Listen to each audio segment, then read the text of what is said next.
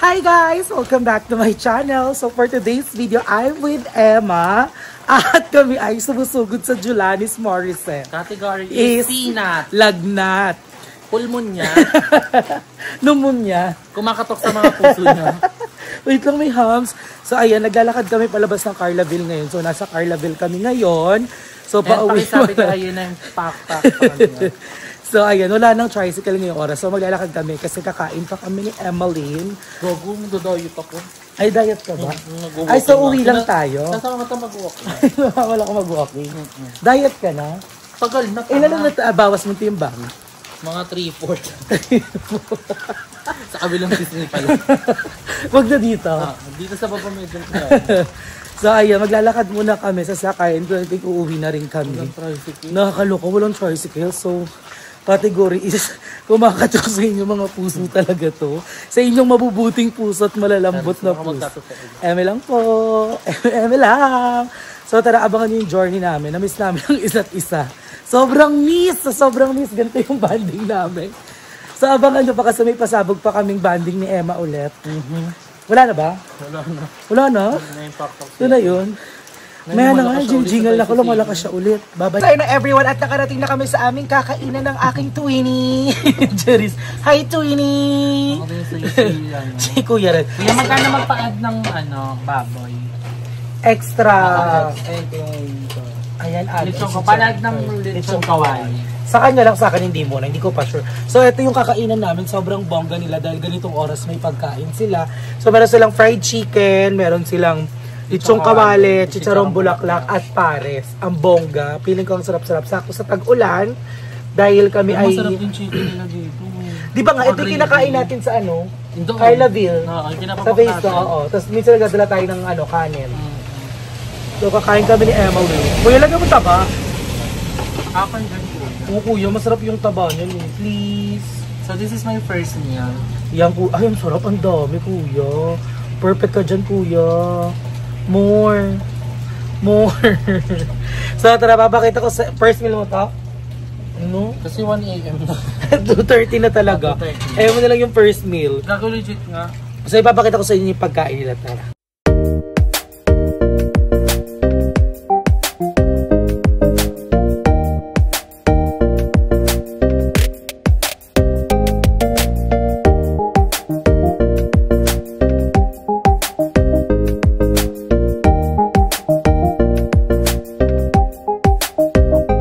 Ayan everyone, maglalaro na kami. I'm excited. Actually, first time ko kakain ng pares nila. Lagi ko kinakain kasi nila chicken. So, let's taste.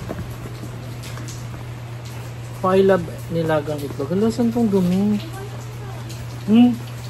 Ngap nga. No. Pare. Gagatagulan lang kasi.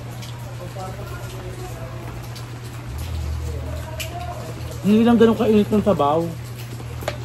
Ito ba? Walang chili oil, ang lungkot. Dapat nag-supply ka ng D&Ds. Masarap kapag mainit. Ang sabaw. Ay, ako kasi. Ala. Pag mga mainit na pagkain, gusto ko mainit talaga. Nagutom ako. Pag sabaw-sabaw. Let's taste.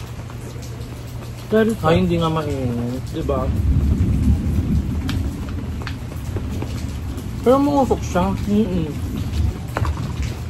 Kaya hindi na mainit yung sabaw. Pero nakasan yung apoy. Nakaluto na ba yun? Ang sarap pa naman ng lasa. Bet mo? Ang bet ko sa pares, hindi ko nalalasahan yung star anise. Alam mo yun? Ayoko nun.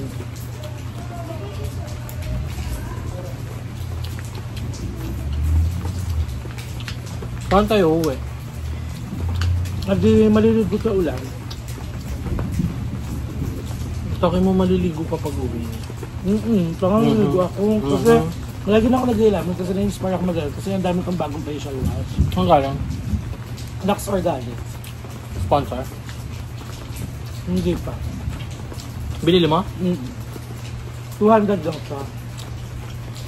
Dalawa binili ko, tapos di ba may collagen ako, kaya inspired ako magpaganda. Ano kala yan? Yung Good Yori, Ano yung sa tablet? SNR,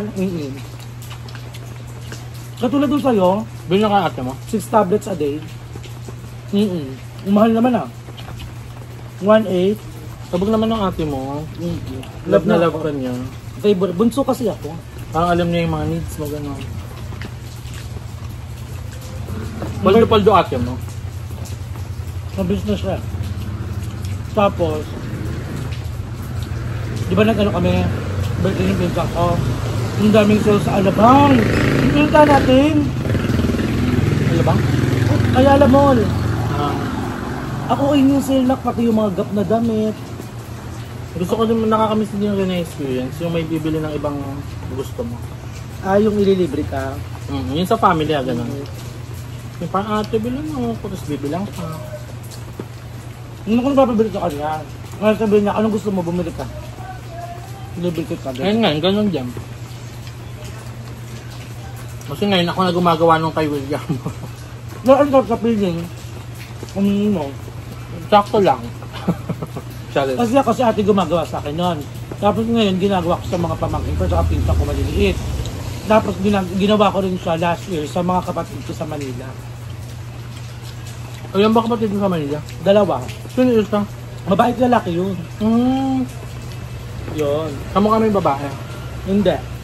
Iba mukha ko. Yung mukha ko kasi kila mama. Yung Close mukha mo? nung, yung mukha nung dalawa, kila papa. Yung ate mo? Hindi nila close. Yung ate ko, kamukha ng papa niya. Ah, papa niya yung na iba. Yung nasa Manila, full blood. Hindi, magkaiba dyan, nung nanay. Kaya, bunsong panganay ako. Bunso ako kila ate, panganay ako doon. Ang gulo? Diba? Bago maging Buti mag-asawa... hindi ka nahilo nung bata. Hindi. Bago maging mag-asawa si mama at si papa, may anak na si mama. Namas ako na mama mo.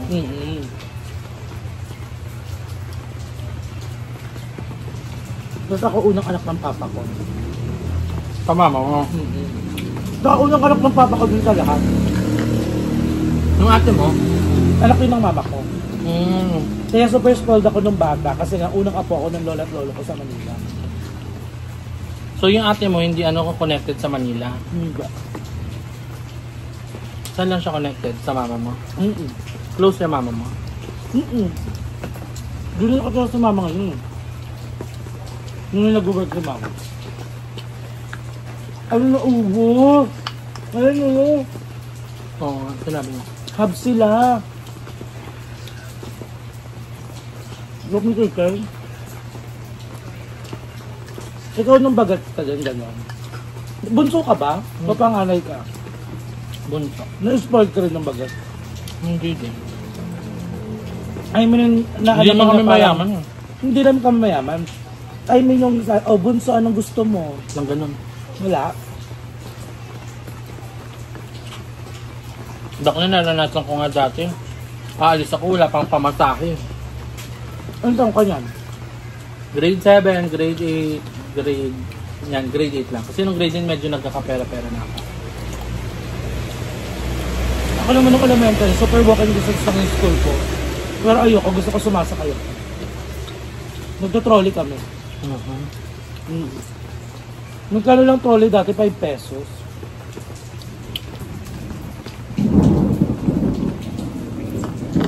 Bang ko sa school dati, 30 lang. Ilan taong ka nun? Grade 7, grade 8. Pag nabos pero wala ka. First or second year? Tapos magkano pamasahe mo? Balik ka na? 20. So 30 yung pangkain mo? Nakubaon ko nung grade 1. 20, 50, 100. Di ba hindi sa trip? Ganon din sa amin. Sa akin. Kasi ayun naman nung siya hatid sundo ko. Ako lang, mga titundo ko yung lola ko. Kasi na super spoiled. Yung feeling na paglabas mo ng school, hanapin mo nanay mo. Lolo ko naghanap sa akin kasi makulit ako eh. Tapos pag di mo nakita mama mo, kakabang ka. Totoo ba? Bakla niligaw ako ha. Imbis na pakainin ako, papunta akong sukat. Nampas naman ako ni mama. Lumakay ka? Hindi ko alam pa uwi. Sug ako. Ang sakit, ang dami sumabit sa ipin ko. Chicken, guys. Ang lamig. Hirap yung gravy. Ganun pa rin. Mas mainit kasi pag mainit. Mas masarap pag mainit. Ganun naman lahat. Ang masarap lang sa malamig ay canned cherries. At doon kalamang. Wala ka pala lang. Ang sarap. Nangihiram. Ang malig mo manghiram, no? Masarap. Bandi nga muna tayo. And so yun na everyone, at ayun nga yung mga nangyari kagabi. So inabot kami ni Emma ng ulan. So na-stranded kami na may 7-Eleven Paris. And ayun, nag-food trip kaming dalawa there. Banding-banding na very light at nag-live kami din sa YouTube. Ayan, ang mga kaganapan. Sobrang nakaka-stress yung kaganapan kagabi dahil sobrang lakas ng ulan. Binagyo kami talaga legit. Nakaka-stress. Okay. So stay safe everyone. Mag-ingat kayong lahat dyan. At sana ay stay dry. And hayaan na lang si asawa at si Jong magpa-wet. Charet! So ayun na, thank you so much for watching this vlog. Maraming salamat for always supporting me and always supporting all the bayot at hindi sa pagsasawa na panoorin ang pagbumuka ko. Ayun mga dala-darlings ko. Thank you so much my Momshi forever. You know that, Momshi ko. Momshi Mendoza Family Vlog, sa lahat ng Momshi ko dyan, Momshi Kali, lahat ng Momshi Sunny, Momshi Pink, lahat ng Momshi ko, Papshi ko, Kuyaster ko, at mga Ate Reti ko. Thank you so much everyone. So I think hanggang dito na lang vlog natin. So ayan, maraming salamat. I love you girls.